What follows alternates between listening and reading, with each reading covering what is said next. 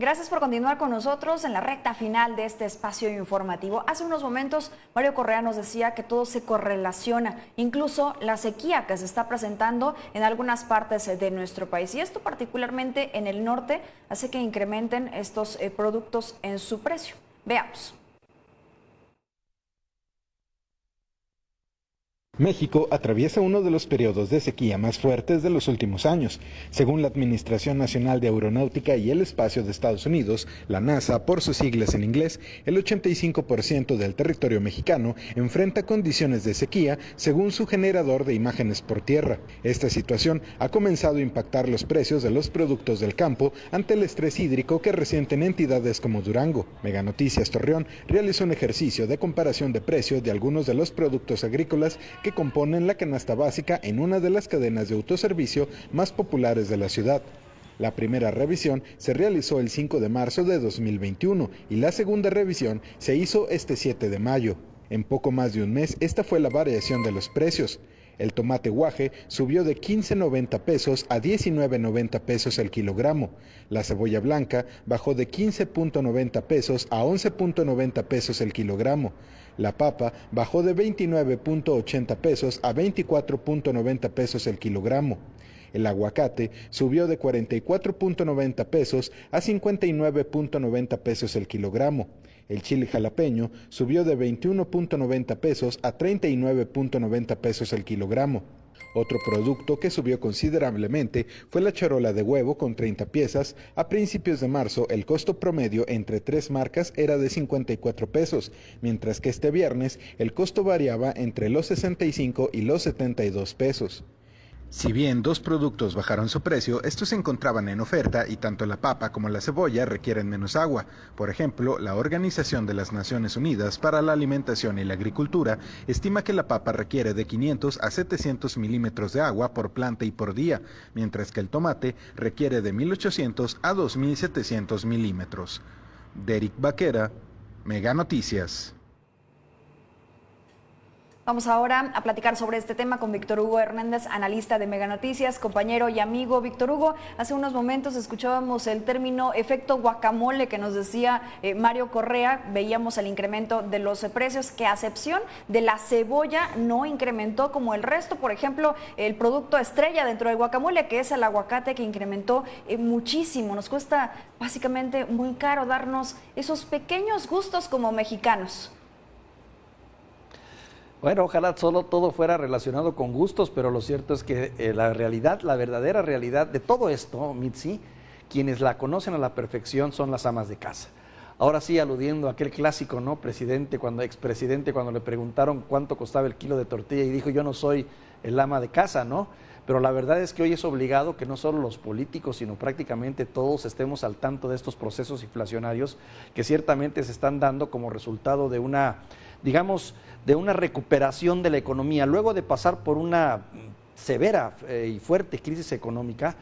A nivel mundial podríamos decir que los países, el mundo está tratando de volver a la normalidad, a crecer en el aspecto económico. Esto comienza con los países asiáticos que comienzan a empujar fuertemente y esto genera un aumento en las materias primas, como el petróleo, el gas, el cobre, y ya en la cuestión de la agricultura, los granos. Una situación que también se complica en estos tiempos con las sequías, como lo señalábamos en la nota anterior, que terminan afectando también el aumento. Fíjate qué curioso cómo se dan los procesos de encarecimiento. Sequía, no hay granos, no hay alimento para pollo, no hay alimento para pollo, no tenemos carne de pollo, no tenemos carne de pollo y ahí se va el proceso. Y así en muchos otros productos que podemos notar el proceso de inflación que se está dando y que supera en mucho a lo marcado por el Banco de México, que se tenía contemplado entre un 3 y un 4% y se ha ido casi a un 6.5% en inflación promedio, ¿verdad? Esto analizando a ciudades como Monterrey, Guadalajara y México, donde se hacen los principales análisis. Pero en fin, esto prácticamente se vive en todo el país, Mitzi, y es como bien lo decía hace un momento Mario Correa, es el resultado de un mundo muy complejo, muy globalizado, muy ya en lo que todo termina afectándonos de una u otra manera, y que finalmente termina reflejándose en la economía cotidiana de las amas de casa. Como alguna vez dijo algún expresidente estadounidense, ¿no? Cuando peleaban en las elecciones decía, pongan atención a la economía, porque es la economía el punto central de todo, y a veces nos olvidamos, Mitzi, por estar metidos en los asuntos políticos, en los problemas de leyes, en los problemas de elecciones, en los problemas de candidatos, que al final del día lo que le importa al ciudadano promedio común, al ama de casa, ese que va a votar, es qué tan bien o mal está yendo en su bolsillo.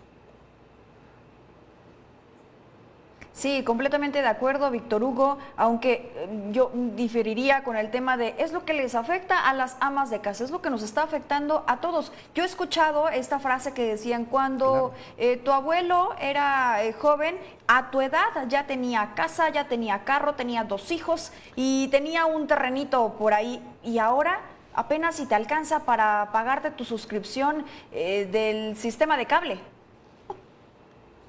Totalmente de acuerdo. Tan es así que fíjate que la medición de la canasta básica, allá en el 2017, sufrió una modificación muy interesante.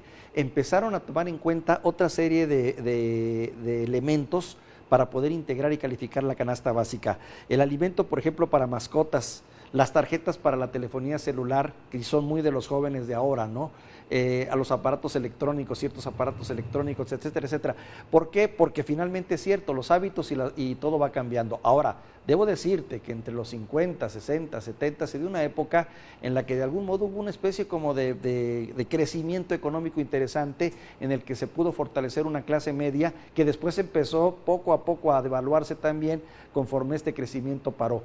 Esto viene desde los 40, desde el famoso desarrollo estabilizador y toda esta cuestión en la que la inflación estuvo muy controlada y propició que México, empujado naturalmente por los Estados Unidos y como la necesidad de crecimiento después de la Segunda Guerra Mundial, hubiese una especie de boom que dio lo que surgió, que la clase media se fortaleciera, que mucha gente emigrara a las ciudades y hubiese un incipiente crecimiento de una clase o fortalecimiento de una clase media que llegó para poder tener ya su carrito, su casa, poder tener su empleo fijo, estable. Hoy todo eso ha cambiado de una manera drástica, Mitzi. Mira, como dato te doy un dato que leí hace unos días, por lo menos el 35%, casi el 40% ya de los empleos en los Estados Unidos no son como los conocemos, personas que se integran a un mercado laboral donde cuentan con prestaciones, con la posibilidad de una carrera larga, no, ya prácticamente se contratan a destajo, se contratan por proyecto.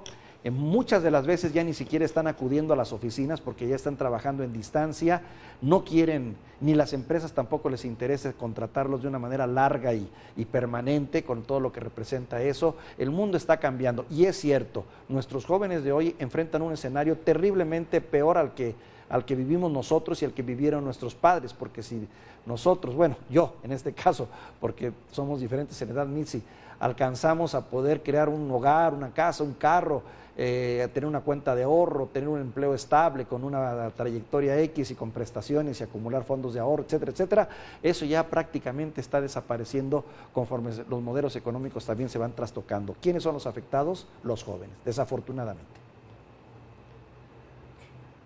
Efectivamente, y en general, bueno, pues esa situación nos trae unos dolores de cabeza y unas preocupaciones, te afecta en el sentido psicológico y emocional, es una serie de consecuencias que se están presentando y ahí vemos lo del tema del outsourcing, lo del tema del incremento de los salarios mínimos, nos está ayudando, no nos está ayudando, nos afecta o no nos afecta de manera directa, entre otras cosas más. Estos fondos para el retiro que tú haces mención, pues también no estamos en el mismo sistema y esto se correlaciona también lo que mencionamos hace unos momentos.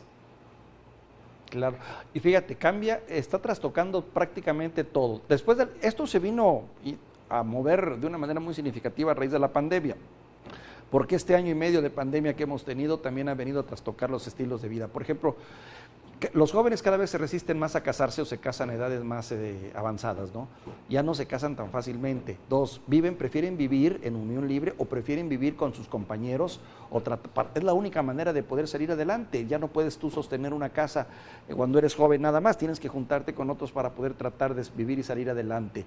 Los hábitos de alimentación también han ido cambiando, los hábitos de consumo también se han ido trastocando. En fin, por ejemplo, hoy muchos jóvenes prefieren las experiencias a tener cosas materiales. Primero porque difícilmente las pueden alcanzar, segundo porque entienden también que el poco dinero que logran tener es preferible tenerlo en experiencias, en estudio, en viajes, etcétera, Y bueno, todo eso se refleja en estilos de vida ya diferentes y muy claros, muy definidos. Tú lo puedes ver en muchos de los jóvenes actuales. Lo ves aquí en el norte, lo ves en las ciudades grandes, lo ves prácticamente en todos lados, cómo las nuevas economías van también transformando el estilo de vida de las nuevas generaciones.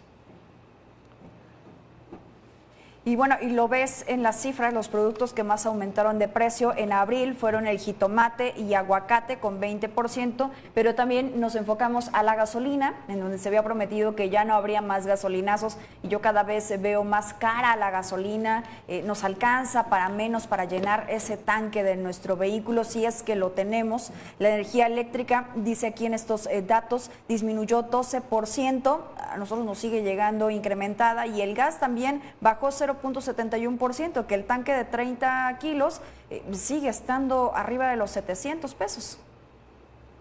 Fíjate, hay 3 elementos fundamentales que tienen que ver con este aspecto de la inflación y del aumento. Lo que es en este momento, 1, sí hay un claro aumento en el precio de los energéticos, como lo quieras ver, Mitzi, y por donde lo quieras ver. No solo es la gasolina, sino otra serie de insumos también. El sector servicio también no ha crecido lo que se esperaba debido a la pandemia también. Y lo que se prevé también es que va a haber un crecimiento más, ya se está viviendo más de una demanda, va a haber más demanda que oferta de servicios. ¿Por qué? Porque la gente quiere salir ya, quiere gastar, quiere empezar a activar la economía. Y bueno, lo que te venía yo diciendo, ¿no? El aumento en las materias primas también de los países asiáticos, por ejemplo, lo que bien decía Mario Correa, el incremento también de incentivos en los Estados Unidos para aumentar la economía, que van a terminar también afectando. En pocas palabras, crecimiento y producción no siempre van de la mano para poder contener la inflación. A veces es el costo doloroso que se tiene que pagar por vivir. Así es, no hay que perder de vista ninguno de estos datos y los consejos de estos que saben, de los economistas. Gracias, Víctor, te agradezco y que tengas excelente martes por estos minutos con Mega Noticias. Al contrario, Mitzi, un saludo. Te mando un abrazo. Víctor Hugo Hernández, analista de Mega Noticias. Nos vamos ya, vamos con Gabriel Camacho.